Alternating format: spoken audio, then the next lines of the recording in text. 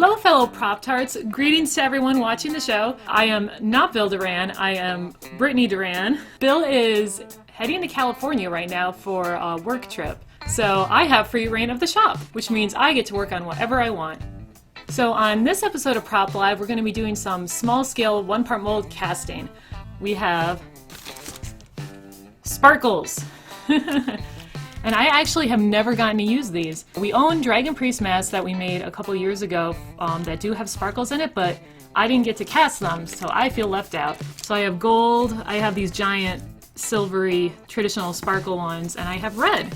I also have some fluorescent blue pigment that I ended up using for a Hearthstone symbol. This stuff is really cool. I kind of want to try and combine it with some glow powders. These are glow-in-the-dark powders. I have some from Tap Plastic, and I think these are from Smooth On. Yeah, the glowworm one we got because it's kind of like the color of a Nuka-Cola Quantum bottle. It's kind of like a bluish glow-in-the-dark, and this one's like that traditional glow-in-the-dark. So I'm thinking about combining these two into a casting as well.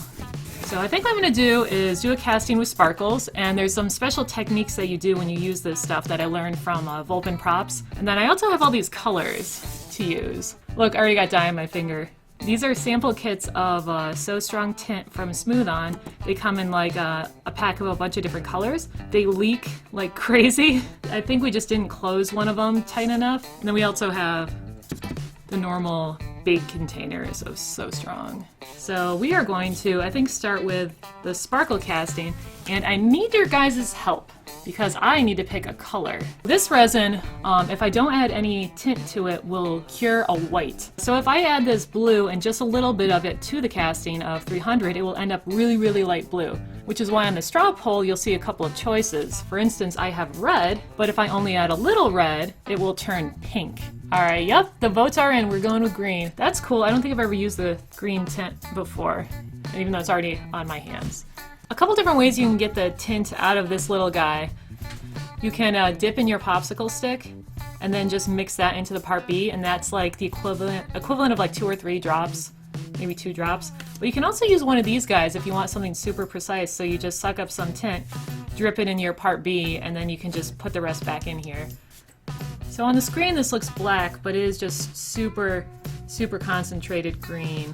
1, 2. Alright, now I'm going to use a little popsicle stick and just mix this up. And if you want to learn more about this guy, this one-part Hearthstone symbol mold I made, go check out our one-part mold video where we show that guy off. I'm going to spray mold release in and then dump the sparkles in and tap them around, and the mold release is supposed to help the sparkles stick to the surface and not all end up stuck in one little spot.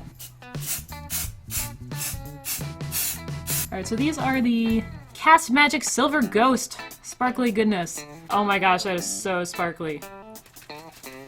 I might actually need some more. That mold release is working really well. It's like a clown exploded. Alright. That is extreme. Alright, so I'm going to pour the part B into the container.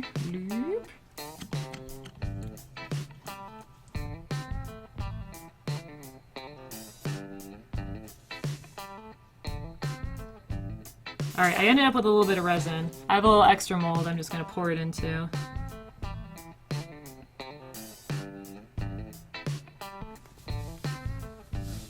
Wow, it looks like I got some bubbles that were caught inside of the sparkles. It looks like there's a sparkle like right under this, there's a little bubble there. That's still pretty cool though. So we got our sparkly one. Next I'm going to try the fluorescent tints and the glow powder. Blue-green glow powder in it, and also be colored with the fluorescent blue pigment. So I'll just dip the popsicle stick and then just start mixing it.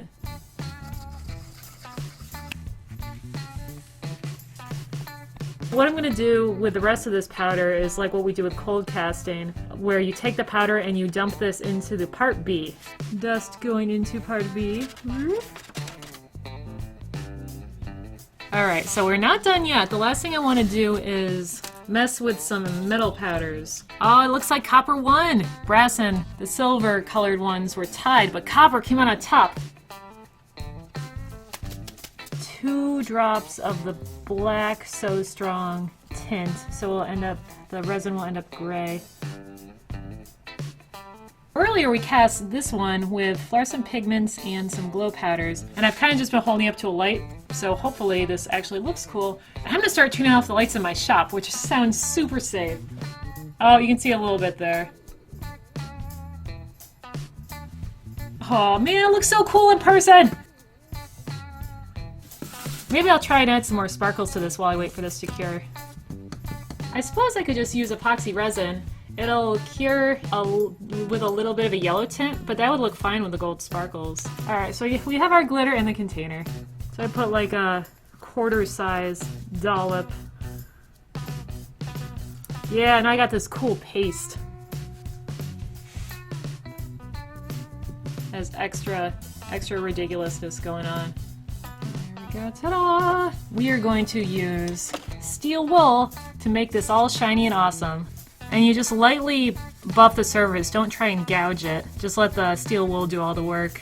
So it's looking less like chocolate now, but it still could be a little bit shinier. Take some of the polish. I just use a paper towel.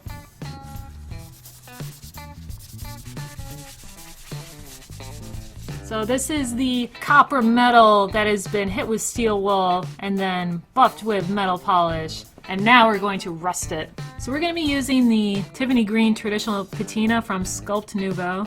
This is an extra spray container that was cleaned out and it has some of this fluid in it. So that way I can spray this on. And we found we can take raw powder and put it in the areas where we want it to look extra rusty, like get that crusty depth look.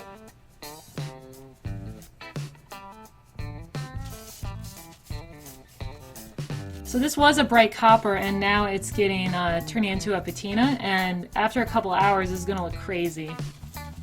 There is still sparkly stuff all over the table. So I certainly don't need all of these Hearthstone symbols, so I think I'm gonna just give them away to you guys in the chat. Woohoo! Awesome, congrats!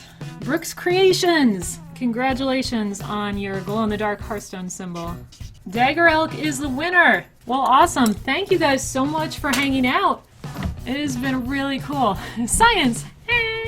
We now have a super glittery Hearthstone symbol. We have a glow-in-the-dark one, and then we have a crazy rusty one. I hope all the owners enjoy the weird details and experiences that went into these. You can head on over to our website if you have any molding and casting questions. We have a whole section just for that.